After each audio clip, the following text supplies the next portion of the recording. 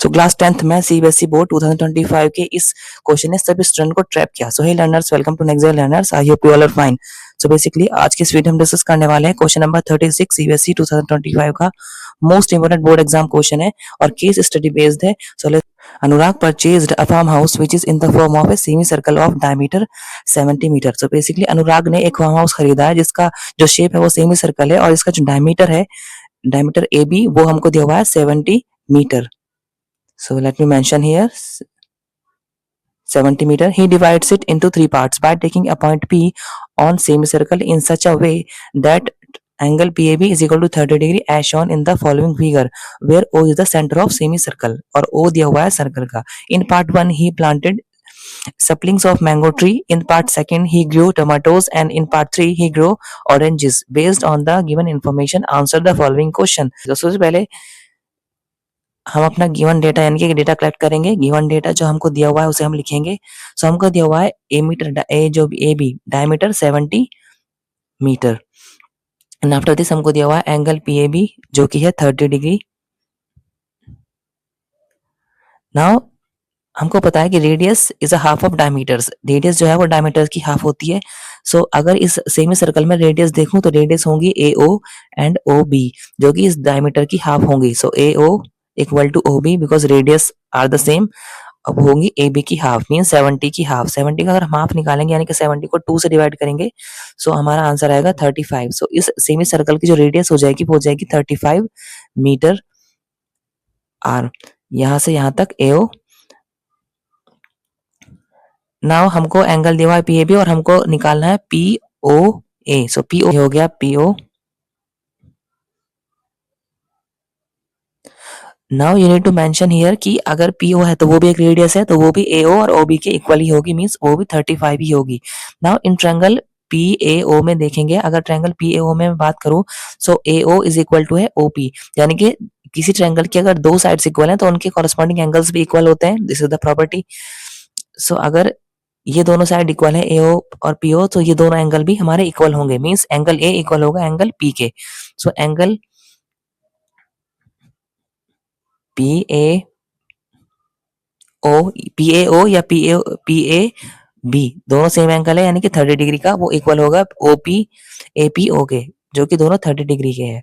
Now अगर इस triangle में बात करूं मैं पी ए ओ में तो वी नो कि in a triangle all the angle sum is equal to 180 degree. हमको पता है कि सभी एंगल का सम 180 डिग्री होता है।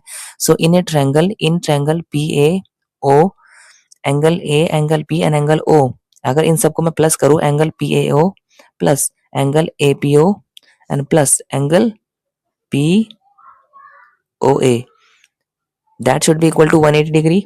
Now P A O and A P O दोनों 30 डिग्री के आए हैं जैसे हमने अभी इस चीज को कैलकुलेट किया।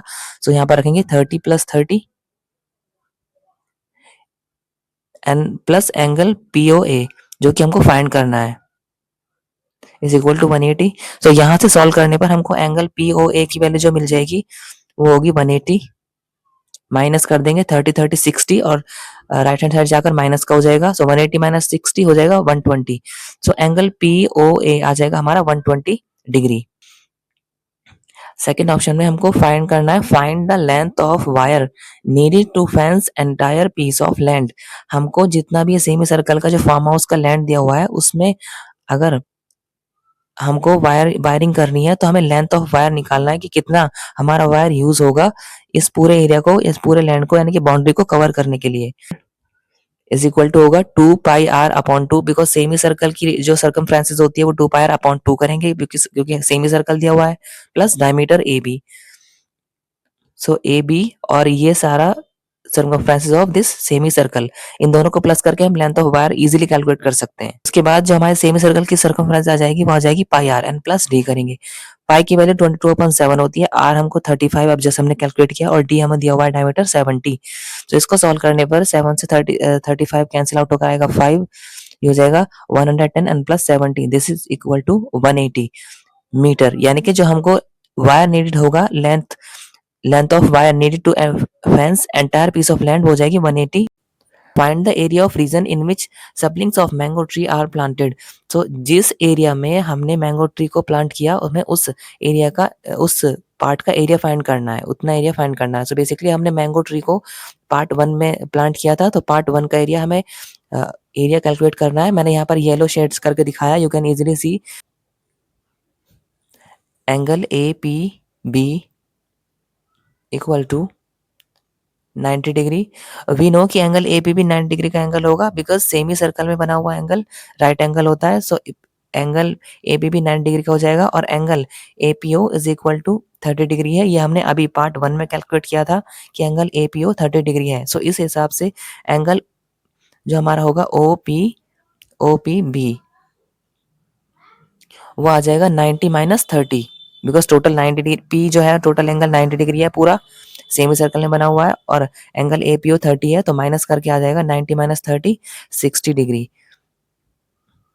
नाउ नीचे वाली अगर लाइन ए बी डायमीटर में बना हुआ एंगल 120 है, हमें अभी हमने पार्ट 1 में कैलकुलेट किया था। So angle A O B is equal to 180 degree है and angle P O B angle P O A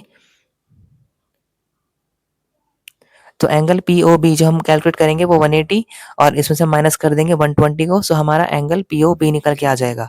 so 180 minus 120 तो एंगल पी ओ बी आ जाएगा 60 डिग्री।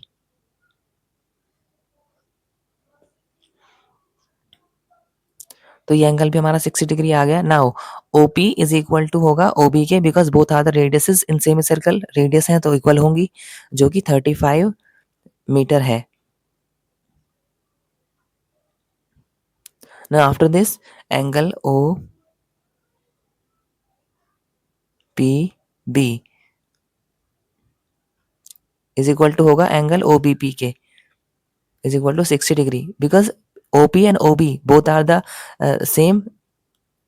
तो जो हमारा एंगल ओ पी बी होगा वो भी 60 डिग्री का एंगल होगा क्योंकि दोनों रेडियसेस हैं ओपी और OB. Now you can easily see कि तीनों एंगल हमारे 60 60 60 डिग्री के आ गए। नाउ वी नो कि पी ओ बी एंगल हमारा इक्विलेटरल ट्रायंगल हो जाएगा क्योंकि इसके सभी एंगल इक्वल हैं तो सभी साइड्स भी ऑटोमेटिकली इक्वल हो जाएंगी। सो एरिया ऑफ रीजन हमको एरिया निकालना है पार्ट 1 का। So area of region 1 will be equal to area of this sector area of this sector जहां पर थीटा हमारा 60 डिग्री है minus area of this triangle.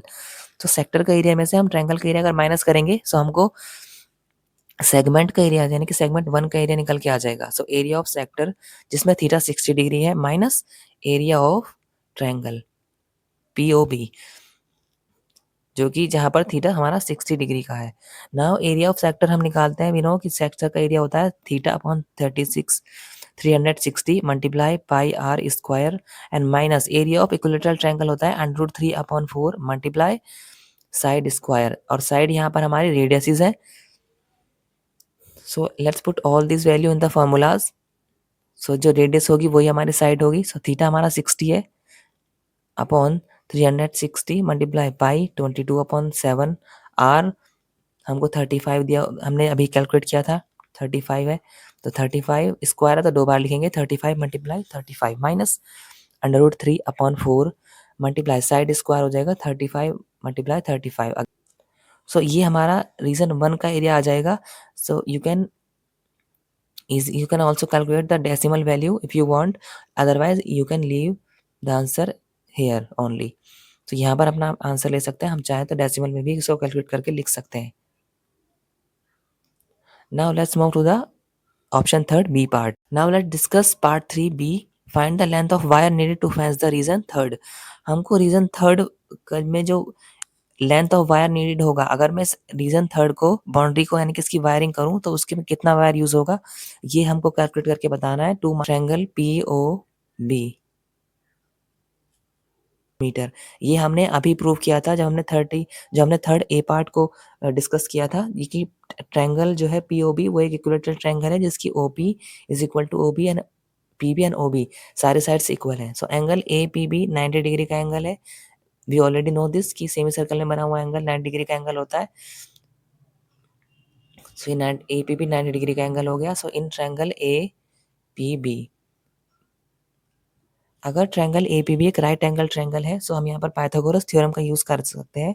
Hypotenuse होगी, so AB square is equal to AP square plus PB square. AB की value हमें 70 दी हुई है, AP हमको कैलकुलेट करना है, प्लस PB हमने जस्ट कैलकुलेट किया था 35।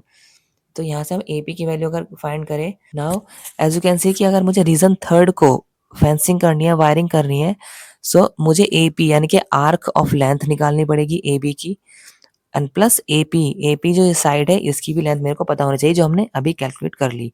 सो लेंथ ऑफ वायर नीडेड, तो ये इस आर्क की लेंथ, AP की लेंथ यानी कि लेंथ ऑफ आर्क जिसका थीटा 120 डिग्री है, ये हमने कैलकुलेट किया था। So length of arc AP plus length of side AP, ये वाली AP। तो सबसे पहले हम लेंथ ऑफ आर्क फाइंड करेंगे। लेंथ ऑफ आर्क हम कैसे निकालते हैं? लेंथ ऑफ आर्क का फॉर्मूला होता है theta upon 360 multiply 2 pi r AP की वैल्यू हमारी है 60.621। थीटा हमारा 120 है, सो 120 अपॉन 360 मल्टीप्लाई इस वाले सेक्टर, इस वाले मतलब इस वाले आर्क की जो लेंथ है वो फाइंड करेंगे। सो 2 मल्टीप्लाई पाई हमारा 22/7 है, मल्टीप्लाई आर 35 है, एंड प्लस 60.621।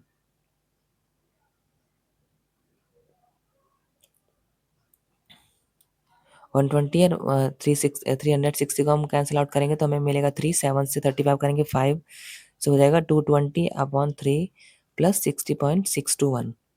और इन दोनों को सॉल्व करके जब हम ऐड करेंगे सो हमको मिलेगा 133.9 मीटर स्क्वायर मीटर।